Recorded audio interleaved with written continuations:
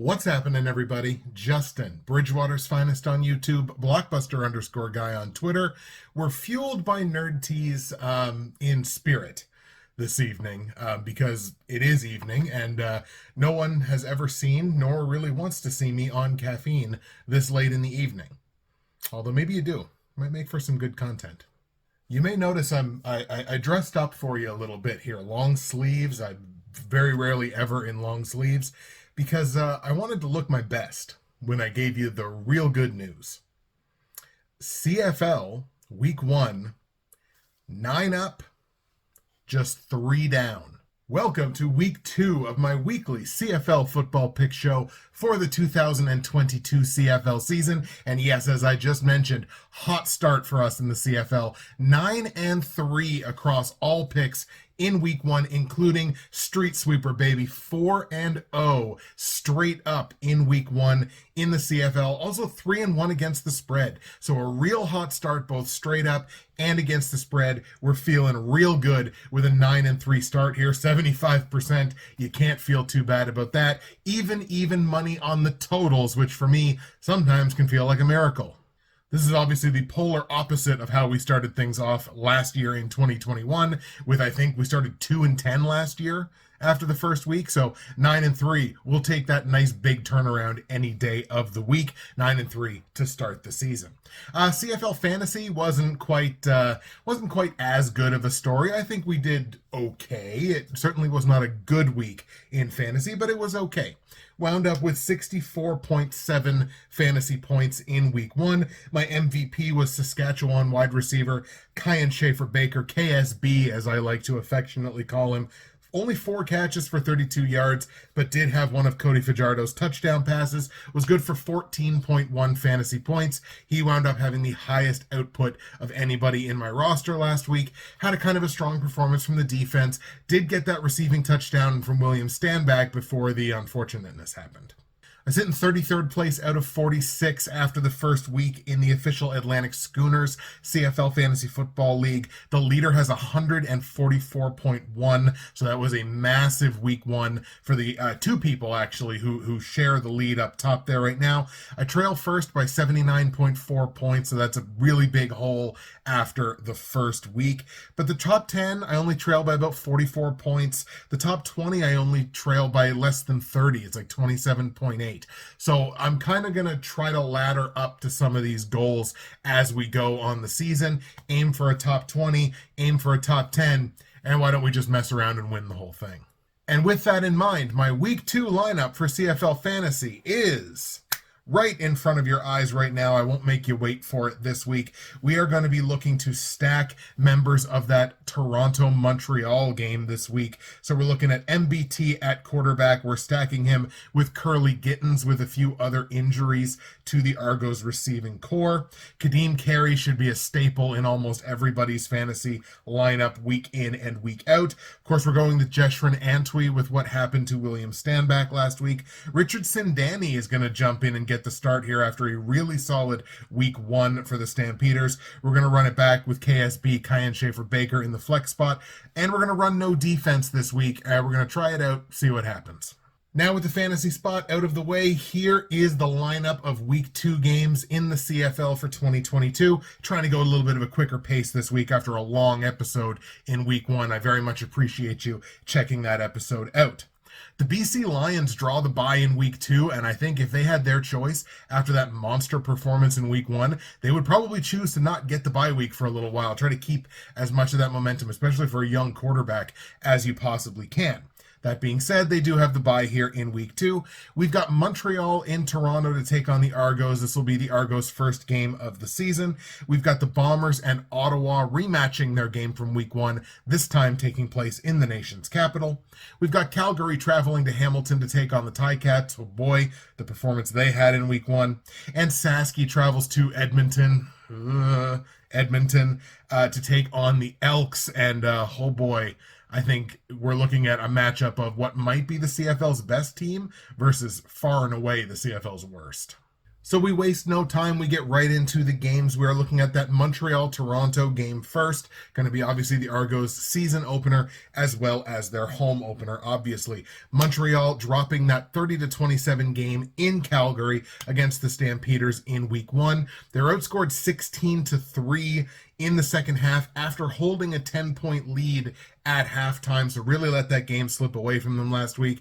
Vernon Adams throwing 2 interceptions, both of which proved costly in this game. But the big story, obviously, William Stanback, he injures his ankle. It turns out to be a fractured ankle. I believe he had surgery on it yesterday. Optimistic that maybe we might see him again this season. However, the fact that the Alouettes just traded for Walter Fletcher this morning from Edmonton in exchange for a 6th-round pick, I'm willing to bet that's a pretty good sign that we're not going to see William Stanback for the rest of this season. I hope I'm wrong. I love William Stanback. He's one of my favorite players in this league. I genuinely hope I'm wrong in saying that, but you know, the business is as such that sometimes you get these answers for you.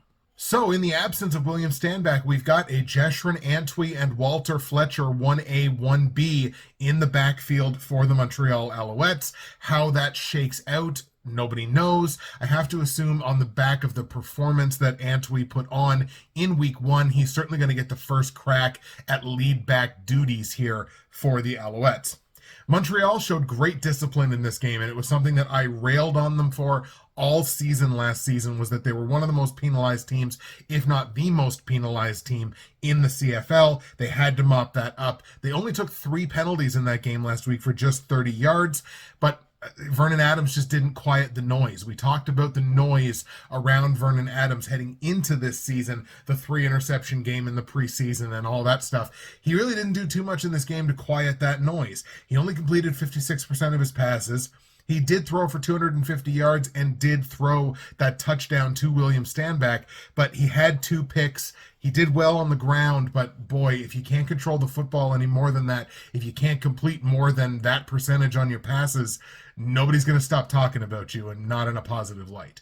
Now for the Argos, again, this is their season debut, so we're going to kind of give them the same treatment that I gave all the teams with the week 1 episode. Over the last 3 seasons, the Argos only 13-12 at home, but I talked about this on Twitter this morning. The Argos win share over the last 3 seasons at home is ridiculous. They've won 17 games in total over the last 3 seasons. 13 of those 17 games have come in Toronto. That's a 77% win share for the Argos at home. Ridiculous. If the Argos are going to win a football game, the chances are it's going to happen at home. It's been massive. And even in seasons, I think 3 seasons ago, they only had 4 wins all year. All 4 of their wins came at home. So this is probably the best, or among the best, certainly among the best home teams in the CFL. Look, after watching the games in week 1, there's still no reason to my mind that the Argos should not be considered the class of the East Division. This division should be theirs to lose. Now, certainly with the injury to William Stanback and with the way Hamilton really came out flat, I still don't think Ottawa is really going to test them in that way. No reason for me that the Argos shouldn't be considered the best team in the East, but whether they are or they aren't is going to be entirely dependent on McLeod Bethel Thompson. That is, it's his to win or his to lose. He no longer has anyone to blame but himself. There's no 1A, 1B quarterback timeshare here. The Argos are 6 to 7 deep at receiver when everybody's healthy. They have a great front 7 on their defense. There's no one else to blame. If he can't get it done under these conditions, he ain't going to get it done. He's got nobody to blame but himself. The Argos do have some injury situations here that are worth monitoring. Juwan Breskison is out this week. Eric Rogers at receiver is out this week. Their starting center, Nicastro, is out this week. This is a tricky matchup, mostly based on the injury situations. I'm going to go with the Argos in this game. Again, season opener, home opener. I think they're the best team in the East Division. I think they're a better team than Montreal. So I am going to take Toronto to win this game, but this one's actually pretty tight. On the line, Toronto's favored by 3.5 points at home here in their home opener. I hedged with Montreal last week and it worked out. The Owls did cover plus 3.5. It's the same line this week. I'm going to do it again. This is a very similar situation to me. Two very good, very comparable, talented football teams. I'm just not going to buy that extra half point. And I think this is probably going to be a fairly consistent policy for me throughout this season. If I don't have to buy that extra half point, I'm not going to. So I'm going to take the points here with the Owls and go Montreal plus 3.5 against the spread, even without Standback. Total in the game set at 49.5 points. I look at these teams as two teams that are designed to score points. And in that paradigm, it's a number that begins with a 4. I'm going to take the over on it. So we're going to go over the 49.5 points. They're good defenses, don't get me wrong. I just think they're built to score points. So we're going to go over 49.5 points in Toronto, Montreal. Let's go Argos 27, Alouettes 24. Toronto gets the win in the home opener, taking the Owls with the points.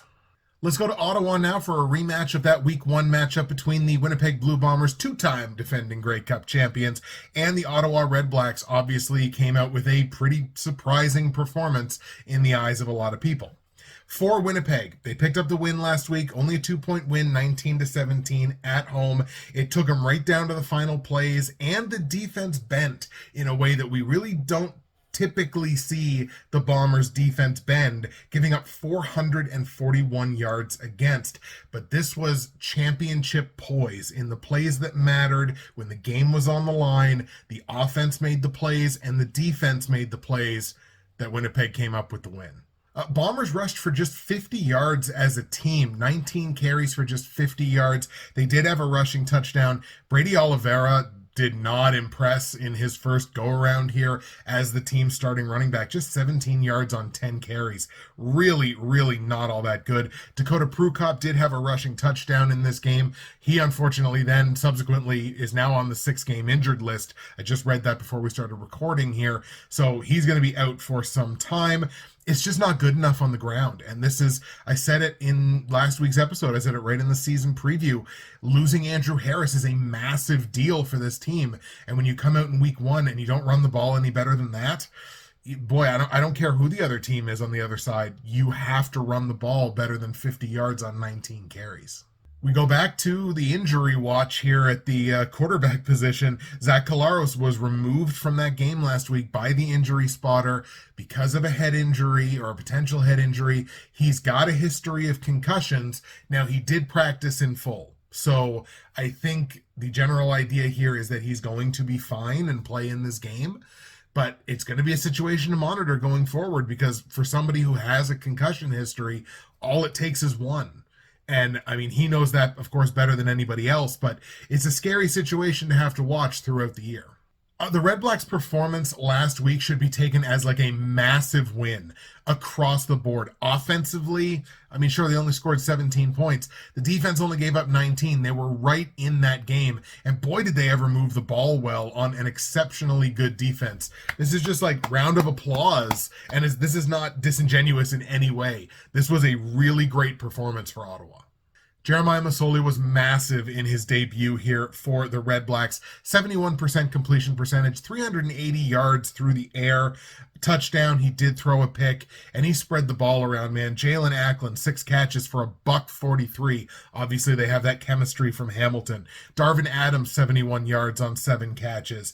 Shaq Johnson, 43 yards on 4 catches, including his touchdown. 5 receivers that had at least 2 catches in the game means he was moving the ball all over the field. You can't ask for too much more from Masoli. He absolutely gave them a chance to win. And the defense, too. The defense played up to the moment, only giving up 19 points to the 2-time defending Grey Cup champions. I mean, this is an offense that has a lot of weapons on it still, even with the ones that they lost from the offseason. They just needed that one more big signature play, whether it was a takeaway, a quarterback sack. They needed that one extra play because they also had to overcome the fact that they did take 8 penalties for 83 yards, which does matter. They did lose the turnover battle 3-1, which does matter. That defense just needed that one more big signature play. They just didn't get it. if there were to be no Zach Collaros in this game, that would absolutely change the equation in what we're looking at here, and we could look at a big sort of upset potential. But where I sit on this one is if you give the Winnipeg Blue Bombers and their exceptional coaching staff 2 consecutive weeks to look at you.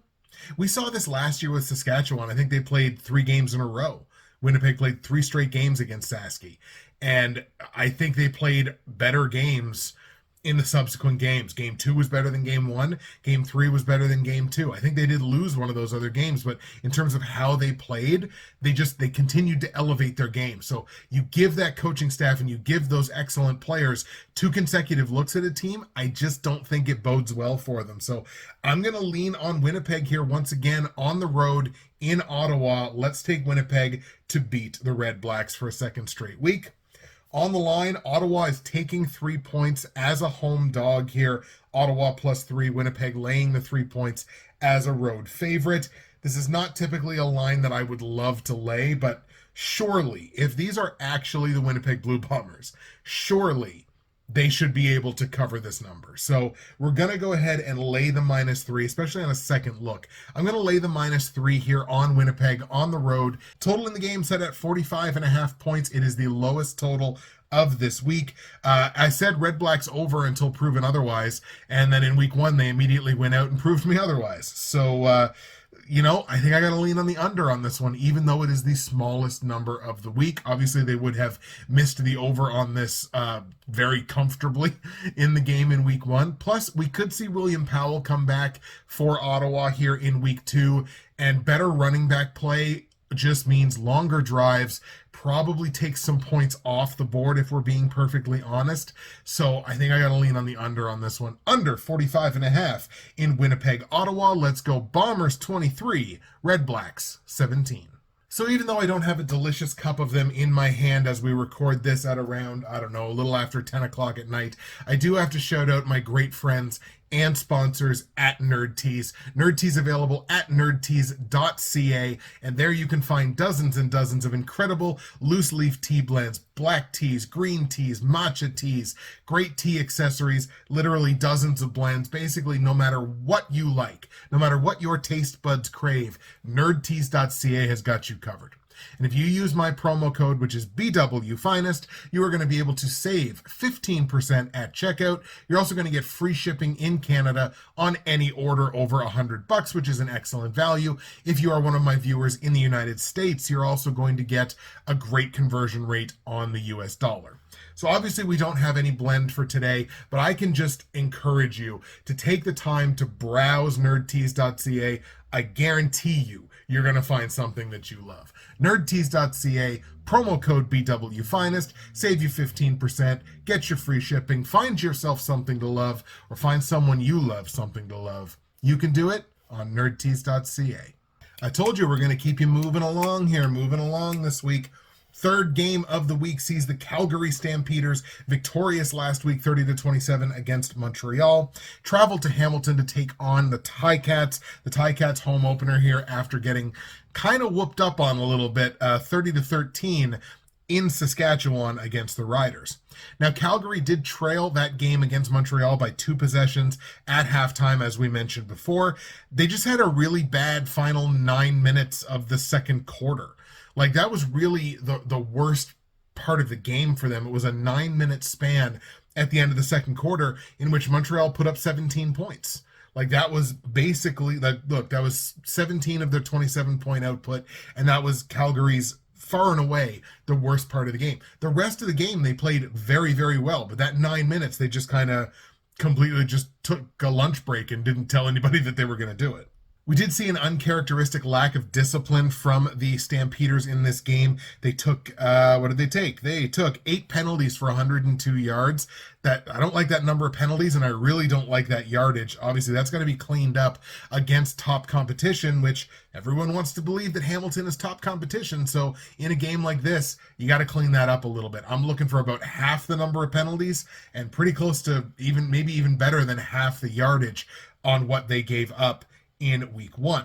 Now, all eyes are going to be on the quarterback position in this game as well. But Levi Mitchell was forced to leave the game last week. In came Jake Maier, and Jake Maier then led the game-winning drive. So, boy, it looks like Bo's going to start. He looked like he was a full participant, I believe, in practice today. So it looks like he's going to get the start. But once again, you get to see these flashes of Jake Maier and what Jake Maier is capable of. You got to start asking those questions every single week. In terms of the Hamilton Ticats, what else can I say? It's tough to win a football game when you have 5 turnovers, you have negligible pass protection on your offensive line, and you have basically no run game at all. It's tough to win a game when you have one of those things, much less all 3 of those things happen in the same game. I saw some people on Twitter talk about how Dane Evans was benched in this game. He wasn't benched. They put him on the bench for garbage time when, it was a 17-point game and you're probably in your last possession. Like, you're not going to make up that ground. So I'm not looking at him like he was benched, but he certainly did not impress me in this game. 64% completion percentage. It's okay. It's fine. 222 yards throwing. It's fine, but it's on the low end of fine. He did throw a touchdown. He had 2 interceptions, and those 2 interceptions were part of losing the turnover battle in that game 5-3, and he was sacked 8 times. So he didn't exactly have the world's greatest opportunity in this game to play like the caliber of player that Hamilton says that he is by getting rid of Jeremiah Masoli. I know I keep going back to it, but look, CFL.ca published that article that said this team is designed for success. Every team is allowed to have bad games. But when you say that a team is designed for success, and then they come out of the blocks looking like that, oh buddy. As I mentioned, this is the home opener here for the Ticats. I hate how they played last week. I don't want to sit here and be acting like I'm overreacting to week 1, but I don't trust this team. And if I don't trust them, I can't pick with them. So I'm going to be going with the Calgary Stampeders this week. It also certainly doesn't help that Dane Evans, for some reason, not injury related, did not practice today for the Ticats. So that might be a situation to monitor. Like I mentioned, Calgary's the underdog here. They are taking a single point against the spread. This line has gone down from Hamilton, I think, laying 2.5 originally to now only laying the single point. I don't blame you either way you go on this line. It's a single point, but I like Calgary to win outright, so I'll take the point. Total in the game set at 45. Now, I said last week I'm uncomfortable with Hamilton's offensive upside. After only scoring 13 points and allowing the quarterback to be sacked 8 times, I am still uncomfortable with their offensive upside. But this is such a low number. Like a 45, it feels like you can sneeze and hit over 45 points, especially in this league. I gotta go over on that number. I don't love it because I get the feeling this could literally be like a 17-10 game. So I don't love taking the over here, but I just don't think I can stomach an under on this. So we're going to go ahead and go over 45 points in Calgary Hamilton. Let's go Stampeders 26, Ticats 24. Hit the over. Calgary wins the game outright. And the last game we're going to look at is that aforementioned probably best team in the CFL versus definitely worst team in the CFL, and that's Saskatchewan and Edmonton. Now, this game taking place in Edmonton, so it is the Elks home opener. I think they struggled last year at home. I think they're only like 2-7, if my memory serves me correctly. They were supposed to be a pretty good home team, but just didn't really show it last week. Or didn't really show it last season, I should say. Last week they were, in fact, in BC. Saski picked up that 30-13 win aforementioned against Hamilton. 24 points in the second half behind a 350-plus total yard performance from Cody Fajardo at the quarterback position. He had a rush touchdown. He had a throwing touchdown. Fajardo had himself a massive game. Now, somebody who did not have a massive game is Morrow, and that was in his opening soiree here as the starting running back for Saskatchewan, and just didn't really play all that well, to be perfectly honest with me. Didn't really have any great runs, 9 carries for 14 yards, so certainly didn't put up anything numbers-wise. Cody Fajardo, in fact, led the team in rushing, 42 yards on 10 carries, and the rush touchdown I just mentioned. The Riders had 3 receivers that had at least 3 catches for 30 yards in this game. Kion Schaefer-Baker, like we mentioned before, had the receiving touchdown from Fajardo. Larry Dean, massive for this defense. 8 tackles, including, I think, 1 on special teams, a sack, a forced fumble. That was just part of a larger team effort where the Riders registered 8 quarterback sacks and forced 4 fumbles in that game against Hamilton. Undeniable defensive performance from Saskatchewan. Originally, I had their defense in my fantasy lineup for this coming week, but just couldn't really make the money work out. But boy, that defense is deadly, and they certainly were last week. I get the feeling they're going to be again, aren't they? Yeah. The Elks coming off of getting absolutely smashed in BC against the Lions to the tune of 59-15. That is not a typo. That is not a misspeak. 59-15 to Nathan Rourke and the BC Lions in the opening week. Nick Arbuckle tossing 3 interceptions in that game. Really is only 3 straight up mistakes. Those led to 14 points for the Lions, but this game was over after 20 minutes. 5 minutes into the second quarter, BC had 16 points already. Fait accompli. The other team scored 15. The game de facto was over after 20 minutes. So just an awful showing all the way around. James Wilder did touch the ball 12 times for 87 total yards. That's good. He needs to touch the ball a lot more than that. I'm going to get back to harping on this season. If you're a longtime viewer of mine, I talked about it all year last year. James Wilder needs to touch the football more, especially now that they don't have Walter Fletcher anymore. They did have 3 receivers that had at least 48 yards on 4 catches. There were things to like about this game. And then there's all the things to not like. The Elks showed up with the least disciplined performance of any team in the CFL in week 1. 12 penalties for $129 in penalty yardage. They let the moment get to them. They were undisciplined. They shot themselves in the foot a lot. That included 7 penalties for 79 yards on the defense. Defensive penalties will kill football games. They just will. If games are won and lost at the line of scrimmage, they're also won and lost by the referees and by the flags. If your defense can't play more disciplined than that, you're not going to win a lot of football games. They allowed 8 touchdowns. I feel bad for this team, but it's a results-based business. That's all I can say. They're the worst team in the league by a lot. And Saskatchewan, I think, is going to show that once again this week. Obviously, I'm very heavy on the Riders here. So Saski's laying 7.5 points here as a road favorite. A big number to lay, and I am very comfortable laying every single one of those points. The way Saskatchewan played last week and the way Edmonton played last week, I have no problem at all laying this number. I figured it would be double digits. It's not. I'm very happy to take a number that's not in double digits. Lay the 7.5 points on Saski. Total in the game set at 50.5 points. If we assume that we avoid back-to-back blowouts, because how often do you see back-to-back blowouts in the CFL? If we assume we avoid that, I think I have to stay under on a number that's 50 plus. I don't know what I'm going to get from Edmonton on the offensive side. I didn't get very much last week, and they just traded one of their running backs. So I don't think I'm going to get a whole heck of a lot this week either. We're going to stay under 50.5 points in Saski, Edmonton. Let's go Riders 34, Elks 13. There you go, folks. Those are the picks for Week 2, 2022 CFL season. We will go over them here with you one more time. I've got the Toronto Argos beating Montreal in Toronto, the Argos home opener, but I am hedging my bets and taking the points plus 3.5 with the Montreal Alouettes, a game that stays over or goes over the 49.5 point total. I've got the Winnipeg Blue Bombers in Ottawa getting a second straight win over the Red Blacks. I'm laying the 3 points on the Bombers in a game that stays under 45.5. I like the Calgary Stampeders in Hamilton to lay another loss on the Ticats. Calgary will go to 2-0 as far as I'm concerned. I'm taking the single point with the Calgary Stampeders in a game that goes over 45. And I like the Saskatchewan Roughriders in Edmonton to lay a beating on the Elks. I'm taking the 7.5, laying the 7.5 points, I should say, on the Saskatchewan Roughriders in a game that stays under 50.5 points.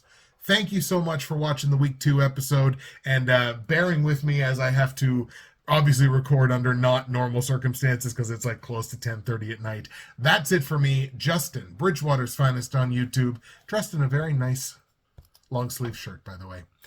Bridgewater's Finest on YouTube, Blockbuster_guy on Twitter, fueled in spirit by the great folks at Nerd Tees, and in reality by a nice tall Yeti cup of water.